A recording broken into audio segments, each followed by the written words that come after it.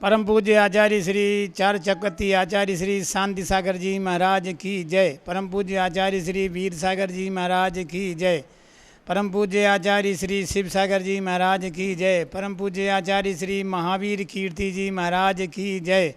परम पूज्य सन्मार्ग दिवाकर आचार्य श्री विमल सागर जी महाराज की जय। परम पूज्य आचार्य सर्वांग भूषण श्री चैत्य सागर जी महाराज की जय। मैं महेंद्र कुमार जैन शास्त्री, व्याकरणाचार्य, पूर्व प्राचार्य श्री गोपाल दिग्विजय सिद्धांत संस्कृत महाविद्यालय मुरैना। मैं आपके सामने परम पूज्य प्रातः स्मरणीय सन्मार्ग दिवाकर वात्सल रत्नाकर चैतन्य चमत्कारी अचिंत्य आत्मदर्शी स्वपर कल्याणकारी महोपकारी महानिमित्त ज्ञानी वात्सल रत्नाकर वचन सिद्ध लाखों जैनोत्तरों को महामंत्र नमोकार दे करके मिथ्यात्व का निरसन जिन्होंने किया, ऐसे परम पूज्य सन्मार्ग दिवाकर आचार्य श्री विमल सागर जी महाराज के बारे में मैं अपने उद्गार प्रकट करना चाहता हूँ। और उद्गार प्रकट कर रहा हूँ वो ये कि वो एक महान जैन संत थे। संत का कोई संप्रदाय विशेष नहीं होता है, उनका सबके प्रति समभाव होता है। ऐसे महोपकारी परम पूज्य आचार्य श्री विमल सागर जी महाराज जब अपने गृहस्थाश्रम छोड़ करके और उनके पिताजी ने जब श्री गोपाल दिग्विजय सिद्धांत संस्कृत महाविद्यालय मुरैना में पढ़ने के लिए भेजा, उस समय उनकी अवस्था लगभग 12 वर्ष की थी। 12 वर्ष की अवस्था में यहाँ आने के बाद उन्होंने जब पढ़ना अध्ययन शुरू किया, एक दिन विद्यालय के पास में एक पीपल का पेड़ था। ऐसा कहते थे वहाँ लोग भूत रहते हैं। तो एक दिन उन्होंने विचार किया, देखें भूत मेरा क्या करता है। रात को वे अपने एक शिष्य को साथ लेकर के, अपने एक साथी को साथ लेकर के उस पेड़ पे के पास पहुँचे और पेड़ पे जाकर के बैठ गए। रात भर उस पेड़ के ऊपर बैठे रहे और नमोकार मंत्र का जाप करते रहे।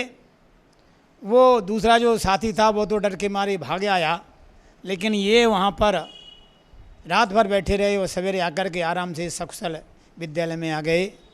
उनका ये प्रमाण हुआ, उनको ये पक्का पता चला कि भूत वूत कुछ नहीं होता है, ये खाली एक भ्रम होता है। और नमोकार मंत्र के अचिंत्य प्रभाव से वो सब उनको अच्छा लगा। जब यहाँ से पढ़ने के बाद वो विद्वान बन गए। विद्वान बनने के बाद वैद्य और तंत्र मंत्र के ज्ञाता बने। ज्ञाता बनने के बाद उन्होंने अध्यापन कार्य भी शुरू किया, धर्म की क्लास लेना शुरू किया, बच्चों को पढ़ाना शुरू किया, वैदगिरी भी करनी शुरू की। एक बार जब वो सोनागिरी जी की छोटे थे तब एक वाक़या मुझे याद आ गया। मैं ये कहना चाह रहा हूँ कि जब उनकी माता को दुहला हुआ, जब वो घर में थे तो माता को दुहला हुआ था कि मैं सोनागिरी की यात्रा करूँ। संयोग देखिए, जब वो माता जन्म होने के बाद यहाँ लेकर के सोनागिरी जी में आई तो उनका मुंडन संस्कार भी सोनागिरी जी में हुआ। और अंत में जब उन्होंने आचार्य श्री महावीर कीर्ति जी से दीक्षा ली तो उनका जो महामुंडन जिकन जी दिगंबरी दीक्षा जो केसलुंच है, पहले तो उस तरह से मुंडन किया गया था, लेकिन जब उन्होंने दीक्षा ली और आचार्य श्री ने दीक्षा दी महावीर कीर्ति जी ने, तब उनका जो केसलुंचन हुआ था वो महामुंडन संस्कार हुआ था। ये एक संयोग ही कहा जा सकता है। कहते हैं कि जब वो पंडित जी थे, एक बार उनका विचार हुआ कि शिखर जी की यात्रा करना है, तो वो साइकिल से यात्रा करने गए। नमोकार मंत्र पढ़ते चले जाते थे, साइकिल पे बैठे बैठे जा रहे थे। जंगल में एक जगह साइकिल खराब हो गई, पंचर हो गया। उनके पास पंप तो था हवा भरने का, लेकिन सामान नहीं था सुधारने का। थोड़ी देर बैठे रहे, पेड़ के नीचे बैठ गए, एक नमोकार मंत्र का जाप करते लगे। थोड़ी देर बाद उन्होंने कहा चलो आगे कोई गांव मिलेगा, शहर मिलेगा, तो वहाँ जा कर के साइकिल सुधरवाएंगे। लेकिन जब वो थोड़ी देर आगे जा कर के देखते हैं कि एक साइकिल सुधारने वाला अपने आप प्रकट हो गया और वहाँ बैठा था। उन्होंने कहा क्यों भाई, मेरी साइकिल सुधारोगे? बोले सुधारूंगा। साइकिल सुधार दी। साइकिल सुधारने के बाद जब वो अपनी साइकिल लेकर के बाहर चले तब उन्हें ध्यान आया कि हमारा जो पंप है, हवा भरने का जो पंप था, वो तो वहीं छूट गया है। तो जब वो लौट करके वापस आए तो देखा वहाँ कोई था नहीं और पंप वहीं पेड़ के नीचे रखा हुआ था। ऐसा नमोकार मंत्र का उन्होंने समझा कि अचिंत महिमा है। ऐसा विचार करते हुए वो भगवान को चरणों में नमस्कार करते हुए शिखर जी की यात्रा करने को गए। जब वैद्य थे तो यूँ कहते हैं वैद्यगिरी देखिए तंत्र मंत्र के ज्ञाता थे, अतिथि सत्कार में बहुत माहिर थे। अतिथि सत्कार, एक बार जब वो भोजन का अकेले ही भोजन बनाते थे, खुद अपना ही भोजन खुद बनाते थे वो।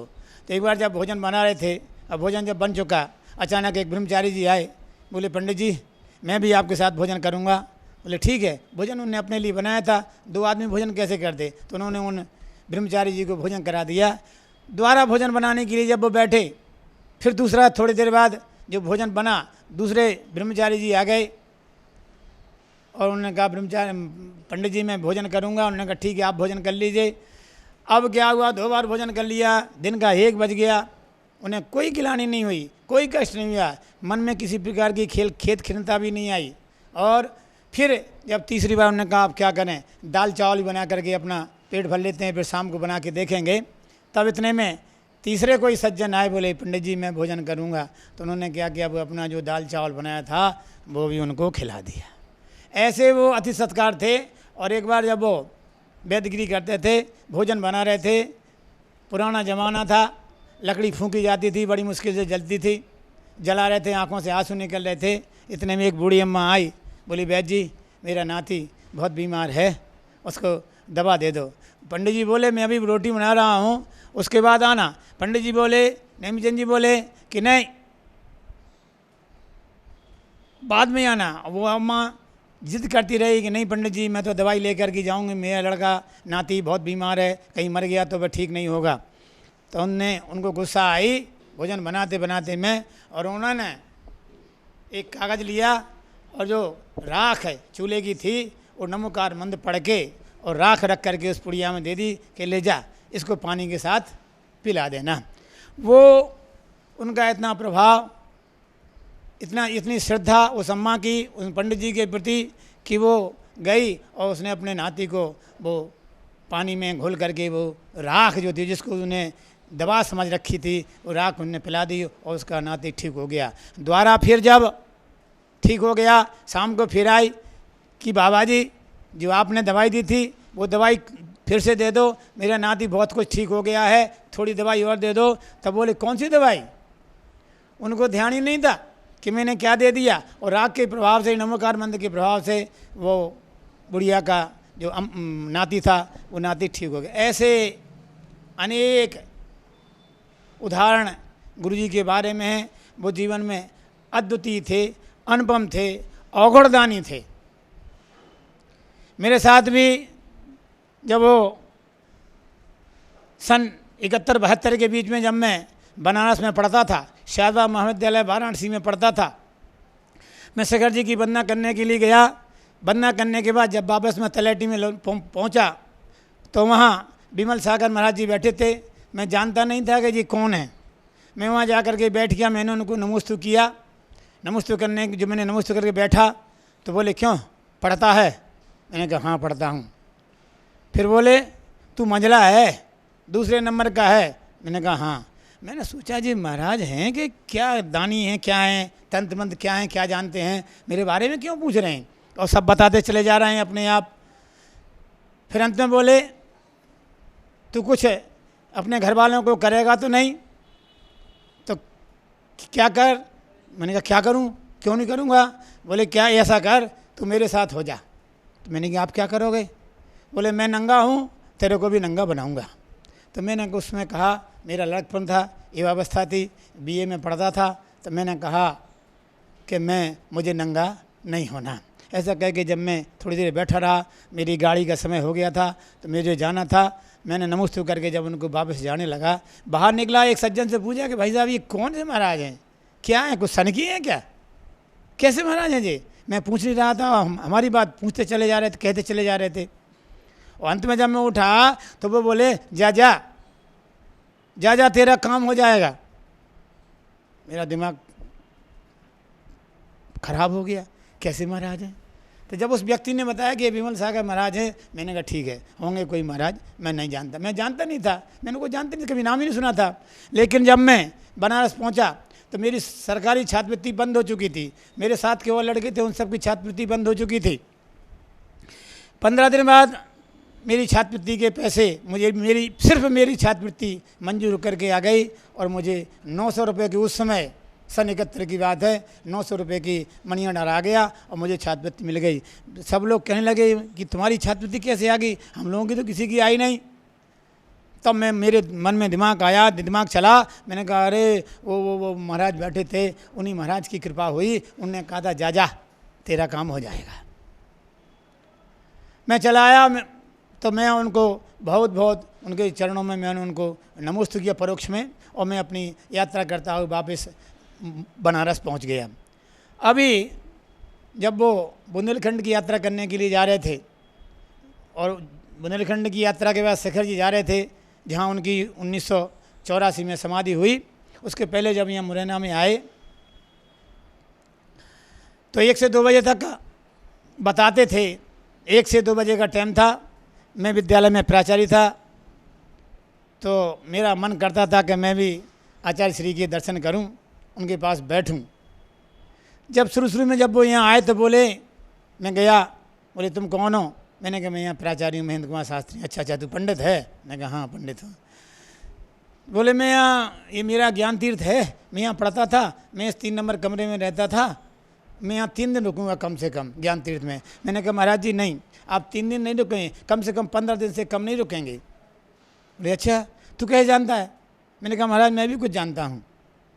ऐसा कहा तो हंसने लगे, हंस कर बोले अच्छा देखते हैं क्या हुआ। फिर बीच में बहुत गर्मी का समय था, उनको बहुत जोर का बुखार आया, लू लगी, और मैं फिर उनकी बहुत सेवा की, मैंने उनकी बहुत सेवा की। करते जब वो 1 से 2 बजे तक बताते थे तो मैं वहाँ बैठ जाता था, जो लोग पूछने आते थे उनकी सब बातें सुनता था, महाराज जी क्या जवाब देते हैं मैं उनकी भी बातें सुनता था, और कुछ नोट भी करता जाता था कि महाराज किसके बारे में क्या बता रहे हैं। तो मैं जब एक दिन मैंने अचानक, उस दिन कोई था नहीं, खाली बैठे थे, मैं और महाराज बैठे थे और मैं बैठा था। अचानक मेरे दिमाग में आया कि मैं ज़रा अपने बारे में पूछूं।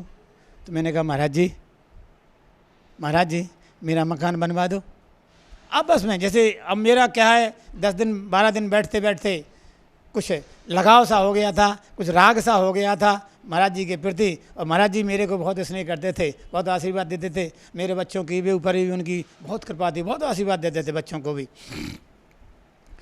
अचानक मैंने पूछा कि महाराज जी मेरा मकान बनवा दो। बोले क्या, मैं क्या मिस्त्री हूँ, मैंने मिस्त्री नहीं, मैंने महाराज जी आशीर्वाद दे दो, मेरे पास मकान है नहीं, बच्चे हैं, मेरा मकान बनवा दो। बोले अच्छा हाँ जा तेरा मकान बन जाएगा।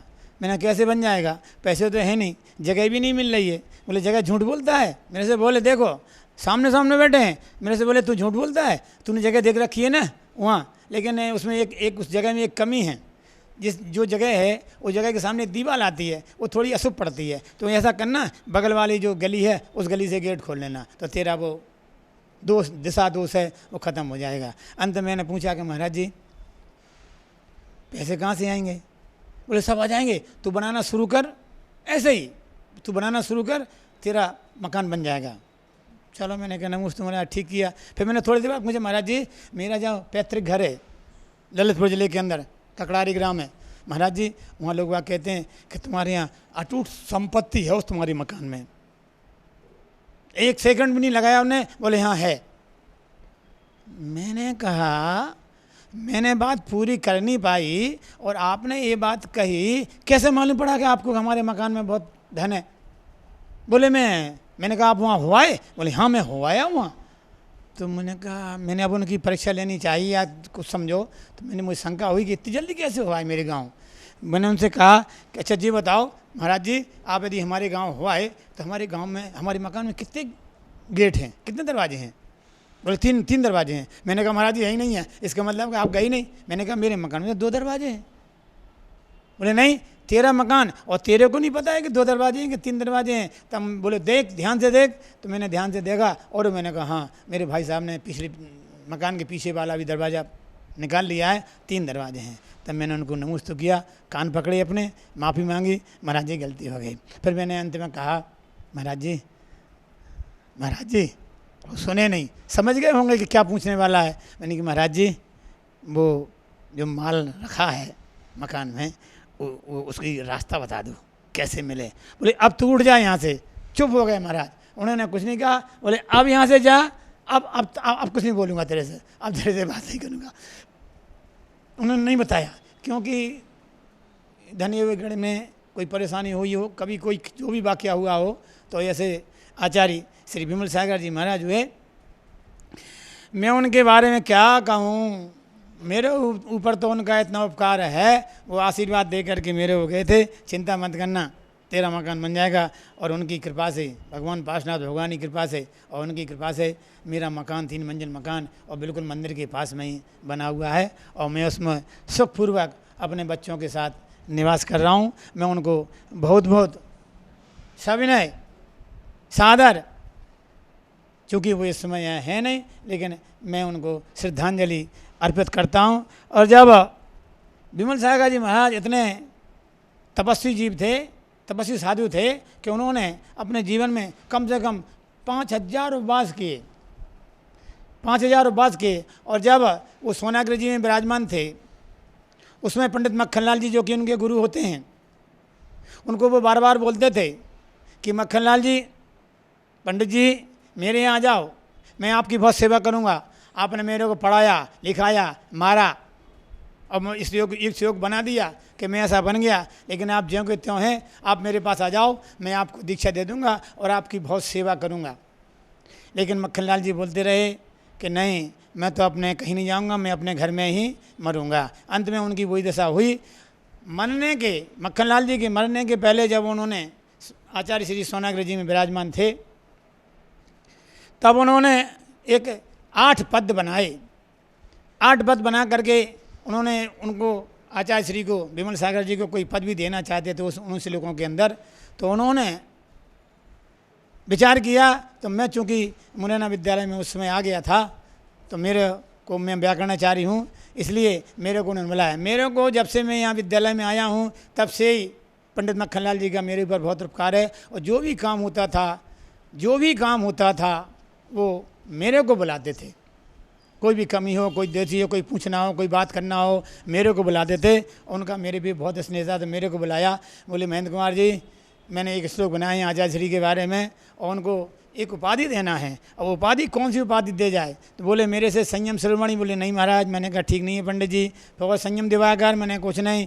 तो अंत में होते मैंने उनको कहा कि पंडित जी, सन्मार्ग दिवाकर शब्द इसमें फिट बैठता है, इसके अलावा और कोई शब्द बैठता नहीं है। तो उन्होंने पढ़ा, पढ़ के हाँ बोले ये ठीक है।